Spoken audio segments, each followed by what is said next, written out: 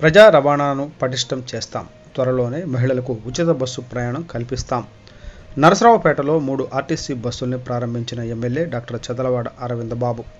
ప్రజా రవాణా వ్యవస్థను పటిష్టం చేసి ప్రజలకు మెరుగైన సదుపాయాలు కల్పించేందుకు కూటమి ప్రభుత్వం సిద్ధంగా ఉందని నరసరావుపేట ఎమ్మెల్యే డాక్టర్ చదలవాడ అరవింద బాబు అన్నారు.